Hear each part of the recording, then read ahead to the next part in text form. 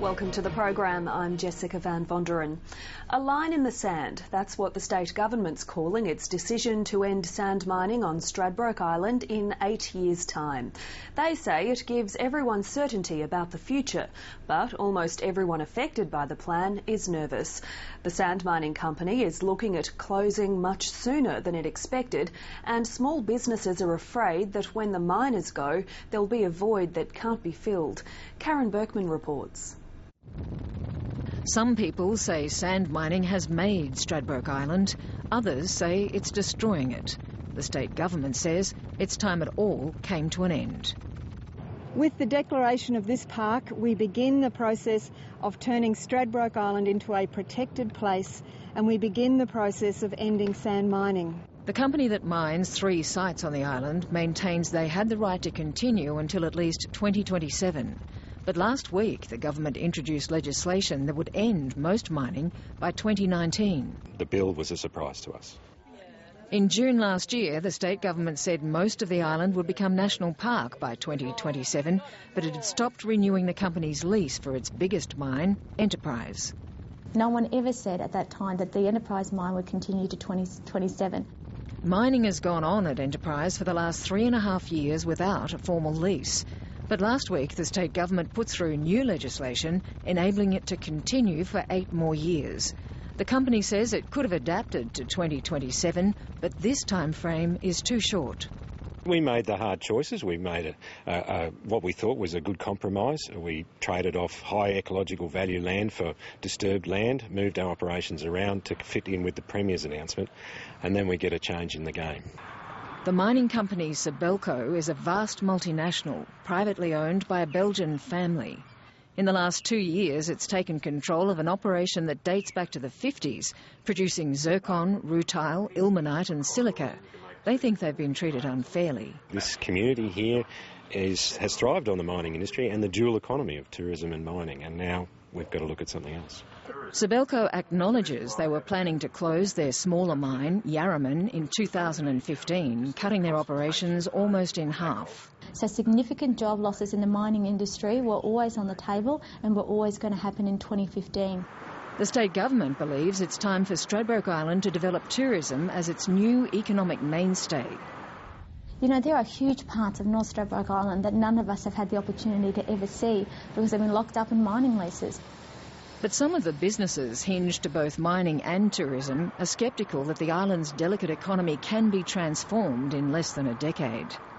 It's a nice argument to have that tourism can replace mining, but it's a very big economy. It's a very big employer. It's the biggest employer in Redland City Council. Stradbroke Ferries has been carting mining trucks to and from the island since the 60s. It stands to be one of the biggest losers when mining ends, earlier than expected. The announcement's a whole lot worse. In the transition is now 8 years, and we were psyching ourselves for 15 or 16. To reinvent a business in 8 years is very hard.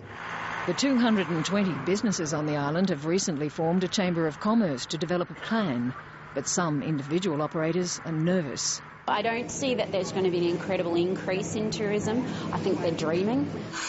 On an autumn weekday outside school holidays, Sonia Bryant's Island Cafe is full of locals. You're going to get the Thai salad, was it? Yes, no worries. Her business relies on the trade of around 140 mine workers, as well as visitors and residents. Even at the moment, while we have mining and we have our community and we have people living in all these houses, it's tough, you know, in business. The state government says there'll be more opportunities for tourist development at the same time as the national park is created, a people's park. Residential areas around the 3 existing settlements of Dunwich, Amity and Point Lookout will be enlarged. There'll be more camping sites down the long beach to Jumpin' Pin. People can take their 4-wheel drive, they can take their dog and walk their dog along the beaches and also fish. Opposition to sand mining from people on and off the island has been growing. And for the Friends of Stradbroke Island, the sun isn't setting on the industry soon enough. We understand that it won't be able to end, you know, in 6 weeks' time like it did in Fraser Island. You know, it will take more of a transition than that. but another 8.5 years of mineral sand mining is just going to be far too destructive for the island. Geologist ERROL Stock has been monitoring the effects of sand mining on Stradbroke and elsewhere for more than 40 years. He says areas that have been mined can never be properly restored. Regardless of the company, even if they spend a lot of money, the job is so tough that you can't reconstruct the original ecosystems. The soils, the landscape are entirely different to what they were before. The state government's assertion is that mining is finite. The island's future lies in its infinite natural beauty.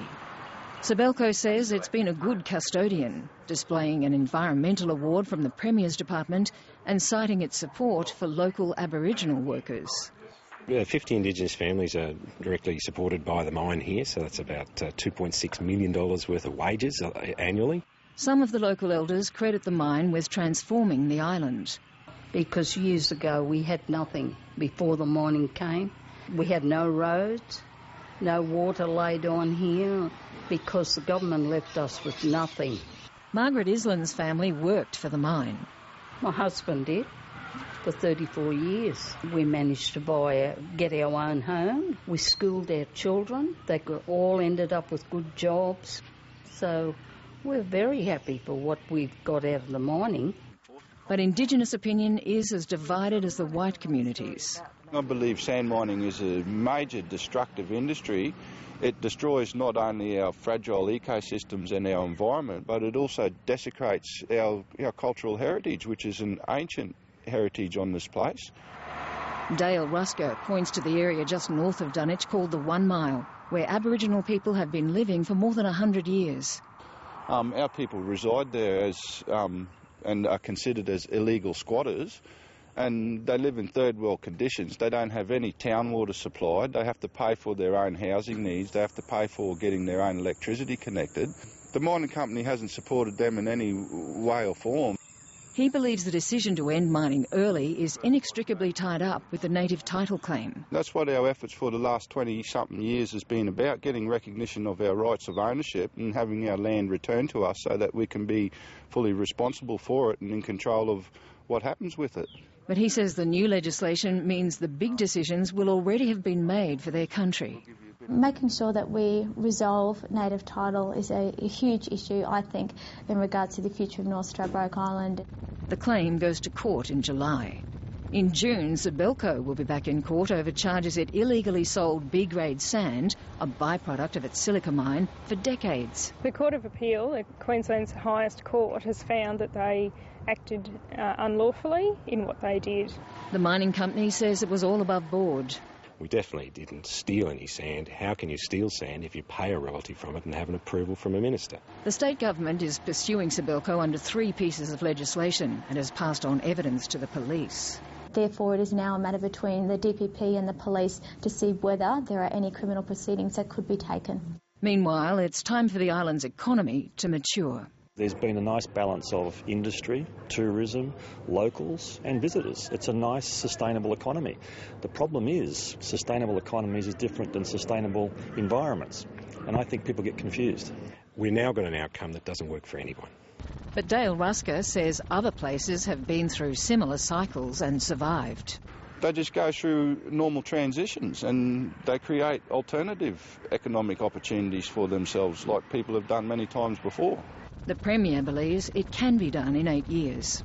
The future of Stradbroke Island does not lie in mining, just as the future of Moreton Bay doesn't lie in whaling, as it once did, and the future of Fraser does not lie in logging, as it once did. I think the quicker the termination is brought on, the whole benefit for the island will be improved. Karen Berkman reporting.